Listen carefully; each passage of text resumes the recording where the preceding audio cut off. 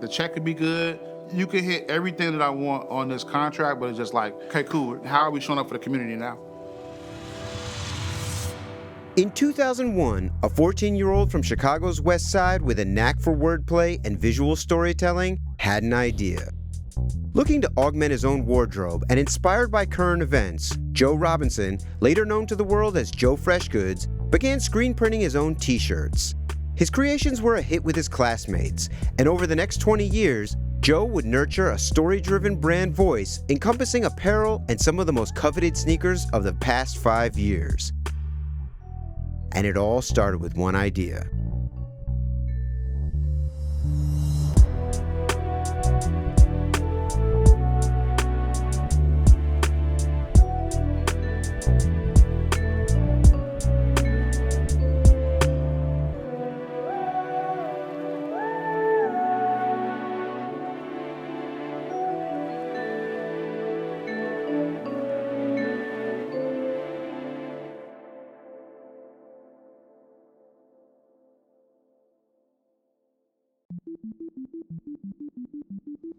I'm curious, as a non-Chicago native, can you explain sort of what are the differences between the South Side, the West Side, the North Side?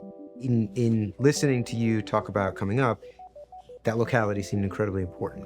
When it comes to Chicago, it's really diverse, but each neighborhood feels like its own little pocket of like the world, you know?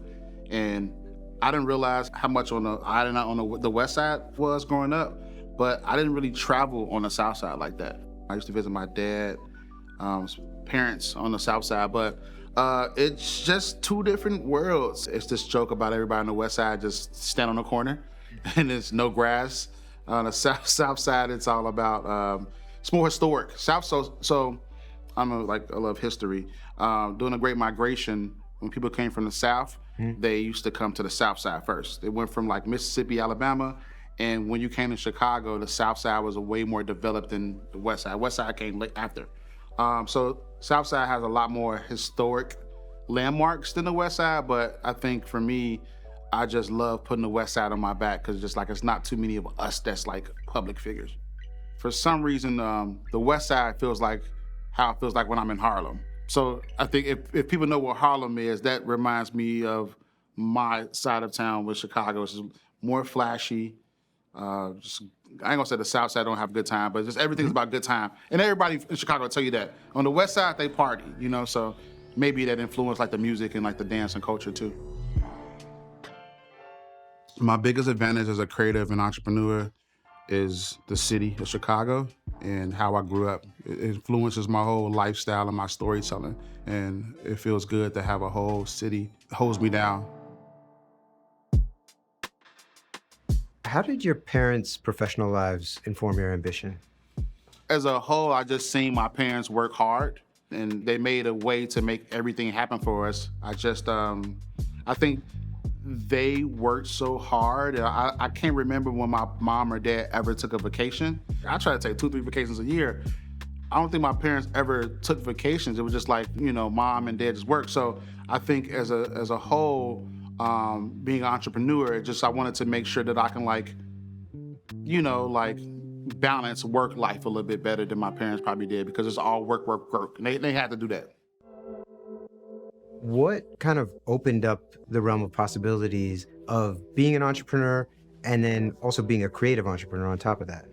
Obviously as a young adult and teenager, I had little jobs, but early on, I just realized I never want to work for nobody. I didn't really know if it was going to be fashion or open a restaurant or something. It was just, I knew that I had good ideas. So I think that kind of struck this whole entrepreneur thing in my head. Do you remember the first pair of shoes or piece of apparel that really connected with you in an emotional way? The first time I felt like, I actually love getting dressed. I love clothes. This might have been like 95, 96. I think the Jordan 11s was the Concords, whatever. I had a Coogee sweater on and some Jordan 11s, and I felt like the man. And I just was like, this feels unbelievable. I know I look good. People at school was telling me I look good. So I was just like, boom, light bulb moment as far as just like fashion. As far as something that inspired me, I tell this story all the time. It's just that era where Cameron started wearing pink. That's kind of like a lot of my storytelling and things come from that moment because I couldn't find any pink t-shirts or like hats in the marketplace, so I had to make my own stuff. My ideas come from everything I've done before the age 14. The most important idea I ever had was I started making t-shirts. I don't really believe in bad ideas. I think the most important thing in life is to just do it. So all ideas are good, just do it.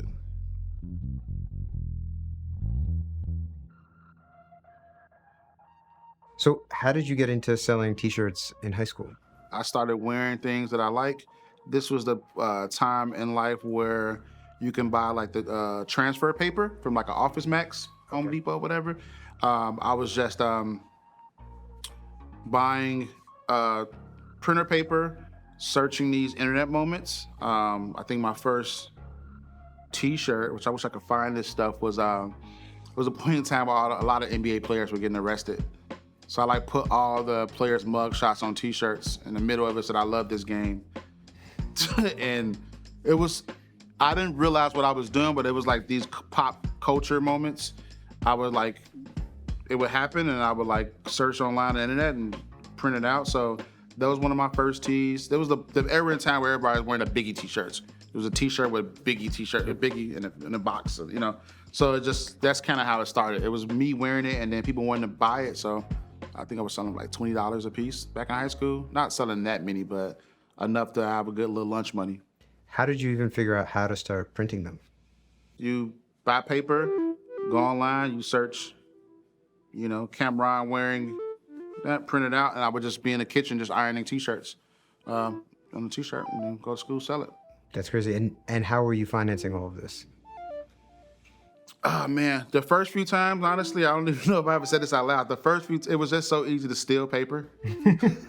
Because it was like, you know, so, I mean, it didn't cost that much. I think a pack of 5 sheets were like $11. So, I mean, you know, at times I would have that $11, but if I didn't have that, I would just steal the paper. And your sort of strategy behind making these was just watching for viral moments and things that were sort of like creating discourse in the culture and then seizing on them? I wouldn't even say it was that deep when I was younger. Keep in mind, this was like 13, 14, maybe 14, 15. So it was like, obviously, and to be honest, it wasn't like I had the money to go buy new Nietzsche or Sean John. It was like my parents could afford one thing, but I would dress it up with a shirt I made. You mentioned working at Leaders. Yeah. Now, Leaders is an incredibly important institution within Chicago. Can you tell me a little bit about how you landed that job and also what you learned that sort of stays with you too? Shout out to Leaders, shout out to Corey Gilkey, that's legend. Leaders was a staple in Chicago, still a staple in Chicago. I remember being at a family function. This was like before this was like, I would say like 17.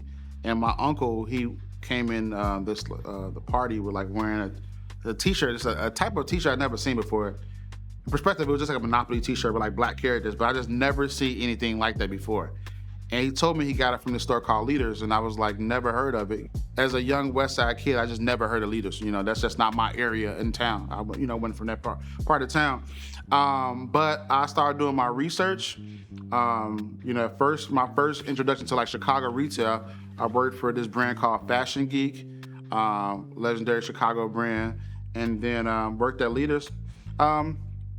Typical story.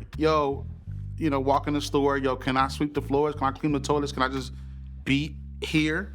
Everybody's so cool. Everybody got on G-Shocks. Everybody just like camoed out with tattoos. Like, this is the coolest group of black men I've ever seen before. So I started off being an intern. And then one day, one of the employees, my big brother, didn't show up to work that day. And Corey called me and was like, "Yo, it's your turn." And from there, I just got hired, and I was a part of a very iconic period in Chicago. The New York streetwear scene was, particularly in the 90s, notoriously cliquish. I'm curious, was Chicago a more inviting environment? Very cliquish. Very cliquish. And I think that's what made stuff kind of cool back in the day. Now it's like, positivity and like, oh, let's all hang out together. But like, nah, it was like the St. Alfred kids, the Leaders kids, the Juggernaut kids. I think the younger generation of people that worked there, we actually hung out with each other. What was the key to sort of, I hate the word networking, but creating those relationships and, sort of inculcating yourself within it? I think a big part of like the brand and just like my story was like back in the day, just meeting people, being nice. I really say a large part of my success is I'm a good dude. I would hope that when I leave a room and my name comes up, it's like, oh yeah, we work with Joe. I don't really care if you don't like my clothes or my designs. It's just like it's gonna resonate and stick with you. And at the same time, me and my friends were throwing parties. So like, we were building a whole community kind of without not knowing we were doing that. If I can have 1,000 kids outside in line for a party, then the math for that in my head was like, well, if I drop the t-shirt, if I can get 200 of those kids to buy a t-shirt, then we good. And, when did you start thinking about this as a more long-term pursuit? I think it's stages, right? Because I think it's moments that happen throughout my 20s that's like, okay, it's still a hobby. I sold a lot of t-shirts, it's still a hobby. I still need another job. Oh, it's still a hobby. It was a moment in time where I made a real viral hat and I got a Karmaloo placed the order for like $10,000. I thought I was rich. This was like 24. I think the moment where I realized like, oh, this is like my actual real job forever. Like this is my life was, I was a brand ambassador for Adidas. So I used to have to just go to different stores in Chicago, like different mall accounts, and just see how Adidas was selling or just tell employees about new product. After a while, my brand was doing so well, I wasn't really showing up to work like that. And I got a call from my manager at the time, yeah, you keep clocking hours, but you clearly not at work. And I was like, my bad. And it was like, oh, you're done. And it was just like, I remember hanging up the phone like, oh, my life is over now. Now this is, not my life is over, but like, this is when I actually take this serious and this is like my thing. Hung up the phone, I would say it for a couple minutes and rolled a blunt and I was good. Time, let's get it. Determined to be his own boss, Joe set about building his brand off clever storytelling and a quick-to-market manufacturing approach. A viral hit paying tribute to a local hero would vault his name to new heights, but his initial naivete with larger brands would threaten his potential for category expansion.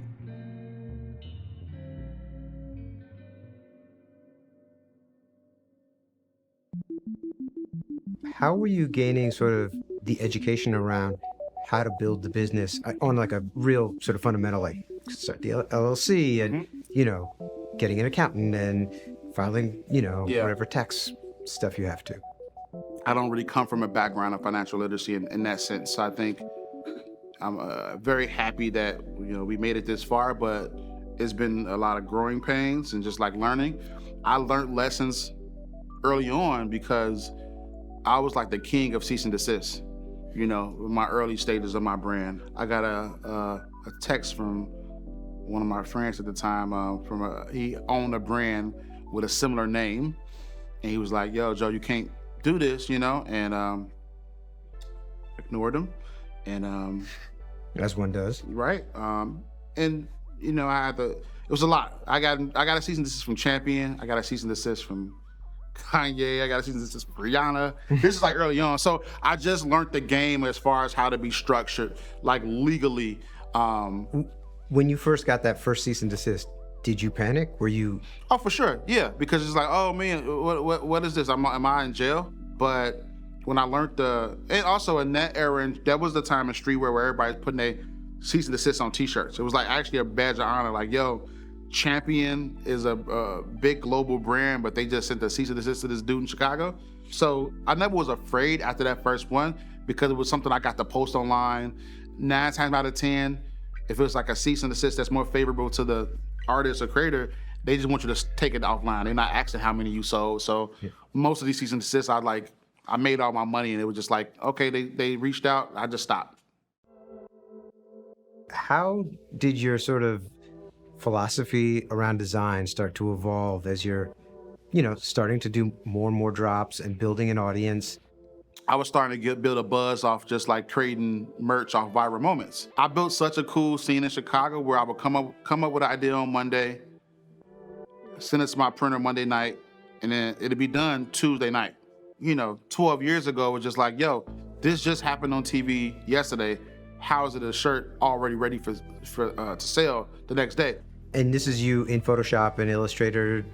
Early days, I was working with a graphic designer that was like one of my good friends, and I was doing some of that stuff myself. So that's why a lot of my work from back in the day is like all Helvetica words, or just like The Last Supper when They're Loving the Crew.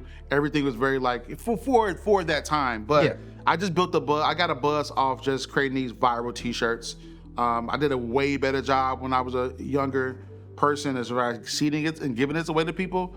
Now I'd be too cool, like I ain't giving that person my stuff. But like back in the day, it was just like, I remember chasing Waka Flocka bus. I was just like, I was on it. Every South by Southwest, every I was broke. It was easier to be broke when you was young because you could sleep on floors and your back don't hurt and all that shit. But yeah, I just traveled around, not the world. I traveled to New York and LA, some of those black cities that people don't really visit that much to like network. But I was just going to the US. That's back when Spirit Airlines came out.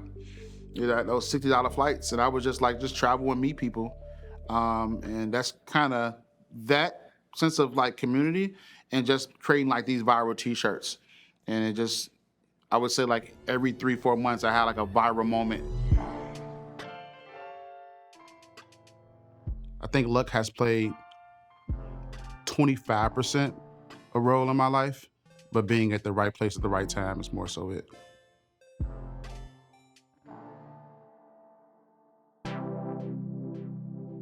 When did you sort of shift your thinking about what you wanted to do from, okay, I'm seizing on these viral moments as they happen, to having a more sort of holistic vision for what Joe Freshgoods represents? At the time, I had this roommate.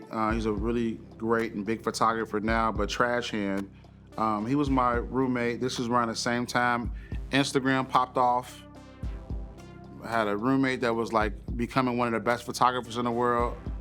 And I was just still, making my clothes, but I think I started to understand like how to storytell through like visuals. So I made this jacket that was like made in Chicago hood, and he was going to Paris, and I remember he bought my ticket. Man, love you, Trash.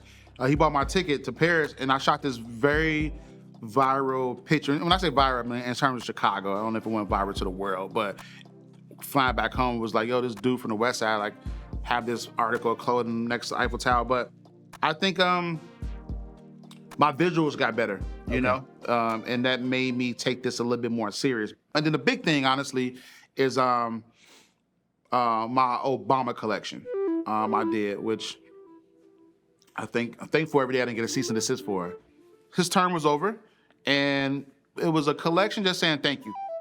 A lot of things were bubbling in Chicago. I had like 10 different lives, but I was managing a rapper named Lucky X. Chance was blowing up. My clothes were doing cool, but it was just like I just had my daughter, so I'm like all over the place. That was the first time where I started to really dive into this whole storytelling process, where it's just like, this is 6 pieces of apparel.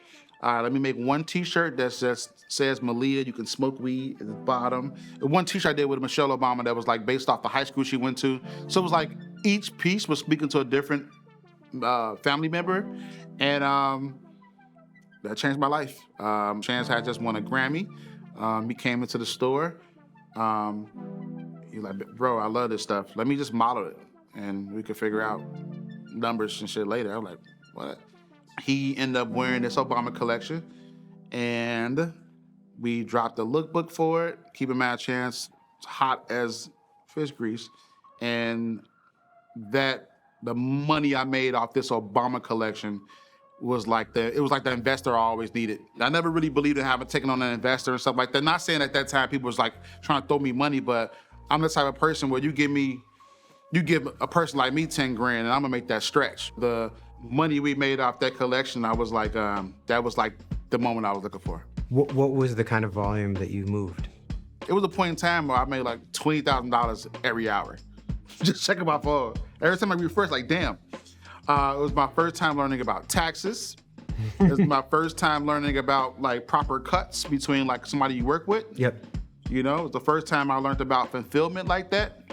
So that was a dream come true because I learned so many lessons within this drop. I think sometimes what happens when with people in our like community and like people that don't really come from money, when I didn't come from money, it's like we get our first big chunk of money and it's just like, all right, cool, let me go buy my Lambo, let me go do this and that. And it's just like, my whole thing was like, this was a great feeling. Now let me figure out how to scale. Let me try to do this a couple, different times. So are you basically leading up to that, just rolling the monies over, you print some, sell some, Yep. reinvest and keep going? Yep, really. And again, the reason why we created something called Dope Boy Magic was like, back in the day, before I started going with my namesake, Joe Freshgoods, is I wanted to, the brand started off, I would say in 2000, let's just say it, because I say I started at different times, but I would say like fresh out of high school, I wanted to like do a concept, because my first early videos, I gotta find this footage.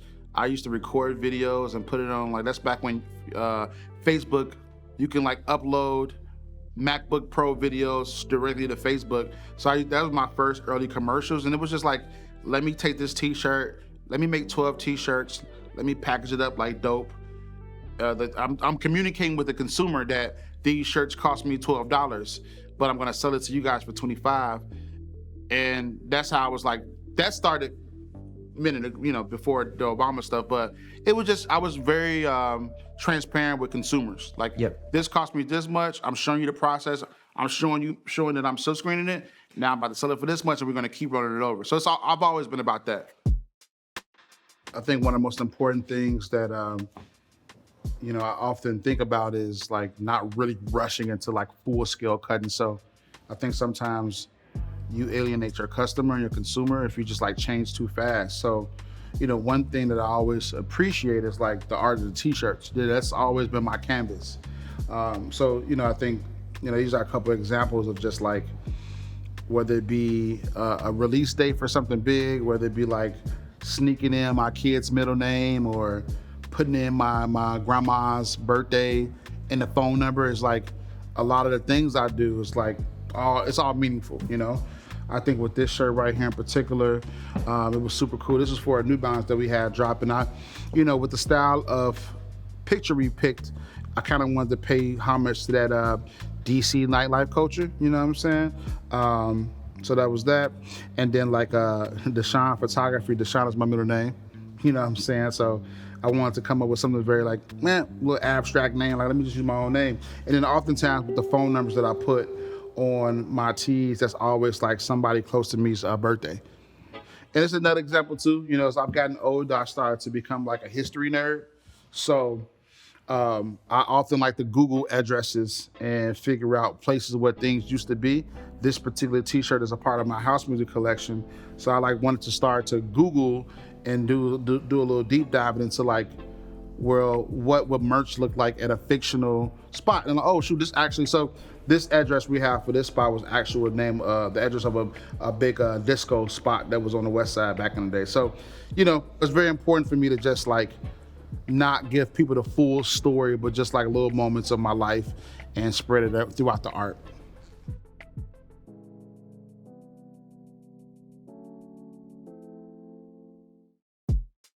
And have you ever sold wholesale? I did. I did wholesale. That's another great question.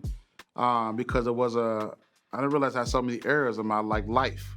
There was a point in time where the big thing in streetwear was like, stockless. Like, oh, look at me, I'm in 40 stores. Which still is big to some people, but yeah, at my height, I was in 11 stores. That was like the height of my career in that space. I probably started to diss wholesale because when I started to look at pure numbers, if it cost me $9 to make this t-shirt, but then I'm selling it to a retailer for, at that time, I think $15, $16. That's, because that's back when t-shirts were like $40. Yeah. That's a hard price t-shirt for $40. I just realized that I can make way more money selling on my own platform and do my pop-up shops. And these numbers sound funny now, but I remember doing a pop-up at my homie Nick's tattoo shop in Chicago. He let me just take over the basement.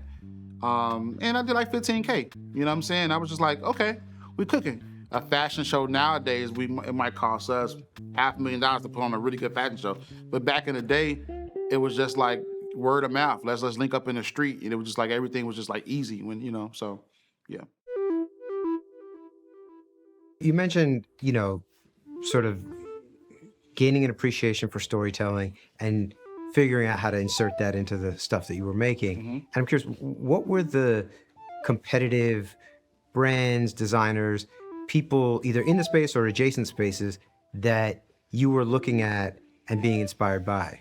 From a storytelling perspective, I can honestly say I didn't see too much. Like, I think some of the things we're doing now, it's not saying I'm reinventing the wheel, but like, I didn't see storytelling like that. I didn't see it. That's why I wanted to create what we're doing, because I didn't really see it in the marketplace. And Virgil, I would be remiss by saying that, but I think because we were around, I seen the rise before it became an international superstar.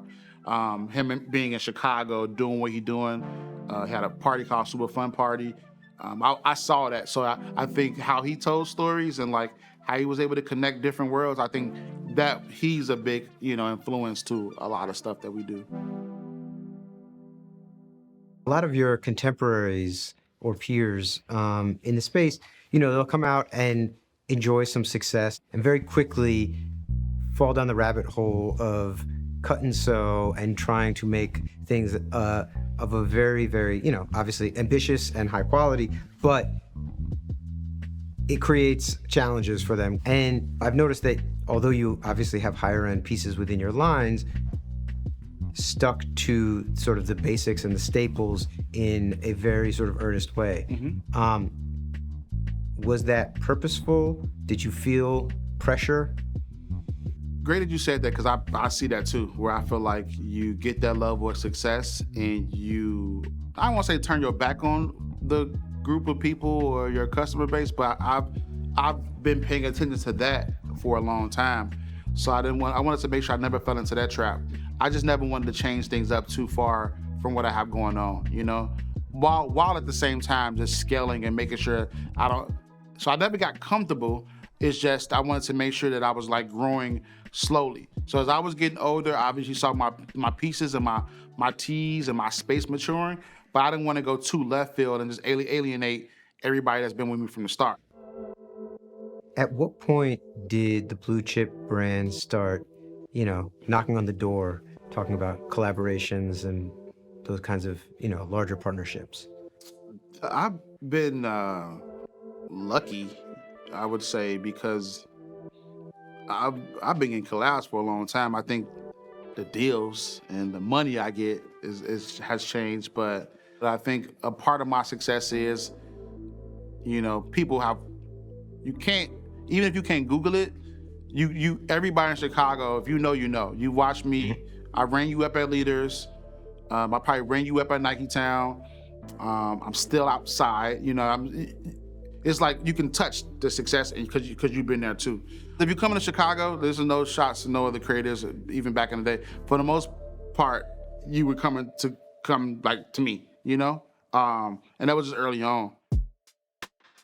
As your brand is starting to really start to bubble, Complex has ComplexCon Chicago, which I know, you were essentially the mayor of. Yeah. And I'm curious, how did that event and the spotlight that it put on you and your brand? Well, you got to go back to tell the ComplexCon story, right? Because when ComplexCon was first announced, I don't know why I was so offended that I wasn't a brand that was like on the flyer. This is on the Long Beach? Yeah, I was like, why didn't I get a phone call? And obviously it was really big, deserved brands to be on there, but I was like, in typical like streetwear boss dude, I was like, yo, fans, go spam ComplexCon.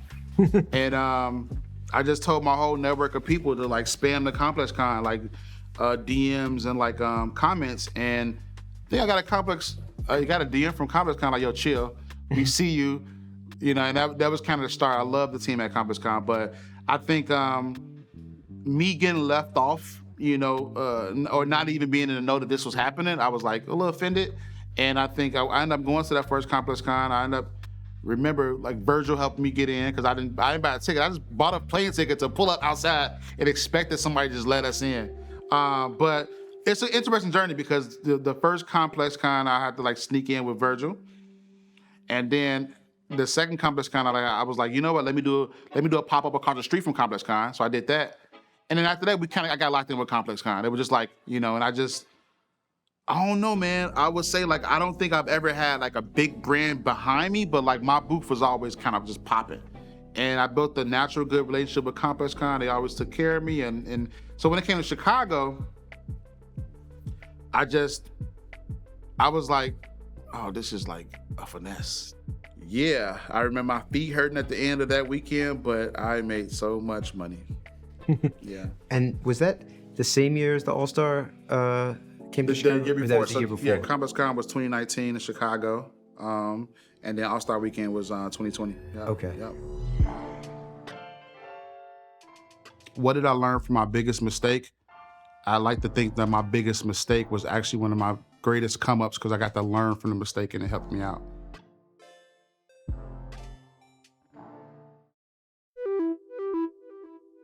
How did the ComplexCon experience set you up when everybody else came to town, 6 months later? Well, what's funny? At that time in my life, I was signed with another brand.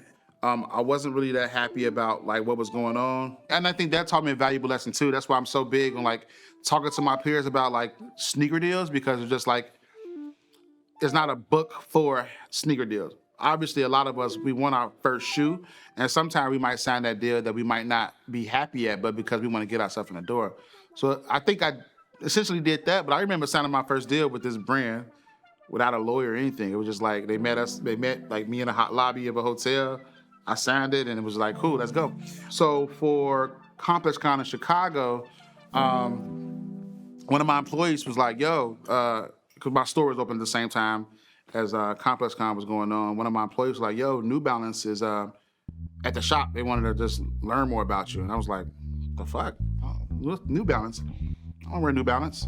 But I was open because of my situation. So I think if you came to ComplexCon in 2019, you knew who owned the streets. There was no doubt about it. Sometimes like you can't really tell because everybody's like the man on the internet.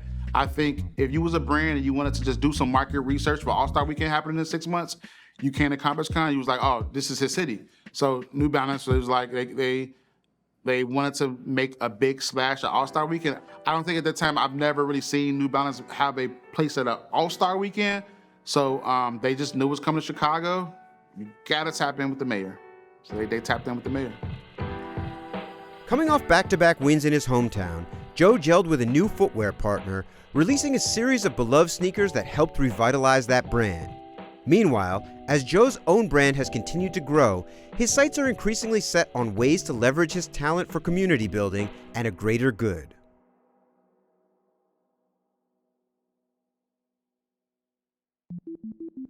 I'm sure young creators and designers who are interested in the sneaker space just want to know, sort of in broad strokes, what do those kind of collab deals look like? Great question. I'm gonna give you two different deals, and I want to ask you which deal would you take, okay? Let's just say you popping, you at the height right now, so you don't need a sneaker collab. It boosts your brand's portfolio, but you don't need it. So you still got a little leverage. So deal number one is $250,000 is your design fee, okay. All right? You have 50 free shoes, right? So $250,000.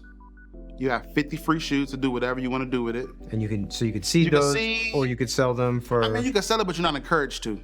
And let's just say you got a $60K marketing budget. So that you could do a pop-up shop. You can do a billboard.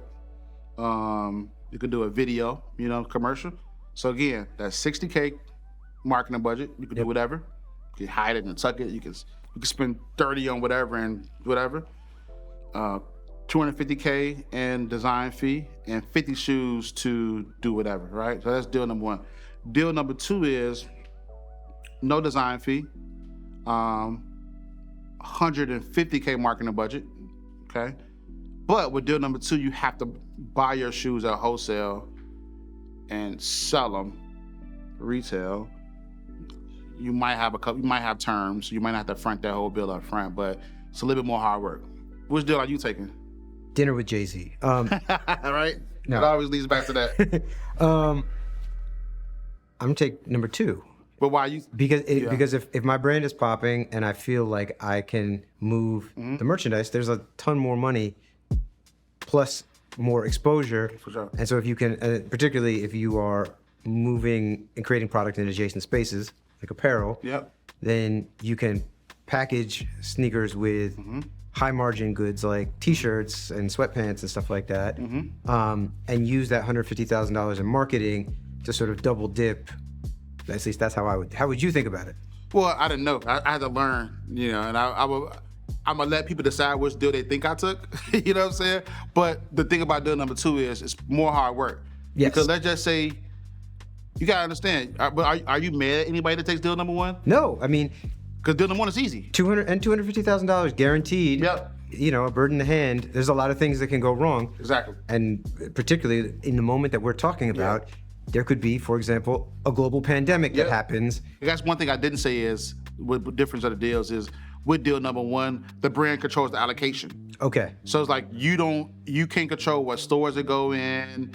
You just got your $250K and you just, boom, you at Disney World. With deal number 2, you get to control it with your allocation because you're buying more products. So, but again, I see both sides of it. You know what I'm saying? I'm curious. Yeah. Would you say that taking deal number 1 first can sort of set you up to take deal number 100%. 2 and with a more confidence and, For sure. a Because I clear tell vision? everybody, like, your first shoe is like your debut album. So if your first shoe is a platinum hit, Yep. that puts more pressure on your second shoe to be amazing. That's what happened to me. And my life changed because my debut album was insane, and then my sophomore album was insane. So it's just like, oh, he's in it for real. This was the first shoe I did with New Balance, the 992. And ultimately, when I thought about what New Balance was to me back at that time, it was just like great shoes. So my whole goal with this shoe was just like come from the heart. And that led me to a deep circle and path of just like what would a shoe look like with like heart colors. So the goal was just to make something really wild that'll stand out. It was very important for me to make something that you go see. If somebody had on, you could see from like a mile away. And I feel like we accomplished that with this shoe. And then what was cool and exciting and scary was that sophomore album, because what happens when your first album is dope is that second time around, it's like, oh, he's a one-hit wonder. This shoe right here, the 990 V3, represented what it would be like, what outside looked like. You gotta think this time period, it was the pandemic, the world was shut down, and it was just like, I actually miss outside. So this whole shoe kind of started that story of just like this chronological order of like my life. So this represented being outside in the early 90s, coming home, street lights, smelling like outside. And then hopping into my next shoe, again, you're keeping that energy, like your first shoe dope, your second shoe dope. I wanted to knock it out the park. This was the first time that I introduced a silhouette, the 9060, one of the biggest shoes in the last 5 years from New Balance. And this was like called Inside Voices. So it's just like, this is one of the first time I wanted to make that like that double album. You have outside clothing and inside voices. And the whole concept of this was just like what it would be like playing at your grandma's house. You know what I'm saying? What does the bed sheets look like? Each shoe, I started to feel way more comfortable about my storytelling, So this whole story about my life and footwear, I'm just excited that people got to, learn my journey through my footwear. I just mentioned the pandemic, and I'm curious, you have these meteoric inflection points back to back in 2019, and then the world goes into total chaos. As a small business person, how did that affect you, and both emotionally and financially? The loss of life and just like where we were as an economy and just like what was going on and just like systematically, it was a lot. I actually enjoyed the time off. Like I needed that reset as a brand. I need that reset as a person. So I think for me, it was just a great reset. I think for me, it was just like life before sneakers, which was great, but then it's like life after sneakers and during sneakers. I'm like, I was able to kind of grow this business and like take on my own product. My first set of pairs were 800 pairs. And then my second pair, this after the pandemic, they was like 7,000 pairs. Wow. So I was like, that's just growth. During this time, you also go from being, a one-man army to building a team around yourself and truly becoming a creative director with, many hands working on all the product. What was that evolution like to go from touching everything to being able to, let go of some things and also learn how to manage people? But I'm still like dealing with struggles like that now, but it all goes down to deal number 2. Because what's deal number 2? Deal number 2 is you just need to scale, As my business growing, I've liked to find ways to save money. So if it's just like, we're paying this fulfillment center an extra $3 to ship these shoes, and that $3 end up coming out to like $180,000 that I could have saved. Let me figure out a way to do that ourselves so we can kind of take that money ourselves. So I think naturally I've just gotten smarter, and it just made me learn how to scale better. I think also the biggest thing about being a boss, whatever you want to call this, owner, is just like making sure you fill slots with appropriate people. What do you look for? Trust and vision. Like, can you handle things without me having to be there? I've been having this dream since I was 14. So it's just like, as I get bigger, I think that sometimes I'm like, especially like newer employees that like get lazy or just like slack. I'm just like, it took me so long to get here, and everybody don't have that same passion because this is not their passion. They work for you. This might not be what they want to do. I think the cool thing about my life, I'm very transparent. Like I'm becoming a better boss and a better leader in real time. I think sometimes we're quick to say I'm a boss, but you're not a boss just because you got people that you pay. Being a boss and just being a leader, it makes you have to make sure that you understand and listen to your employees and just like understand growth. I think I went from like before the pandemic, probably had like maybe 2 employees, and I got almost close to 20. You know what I'm saying? So that's a testament to just like scaling and just like we if we do good, I look at that like how can I grow my business instead of how can I buy like Porsches and Lambos and shit. What are unconventional ways I connect with my community? Every brand check I get, every deal I get, I make sure I hire within the community in my city.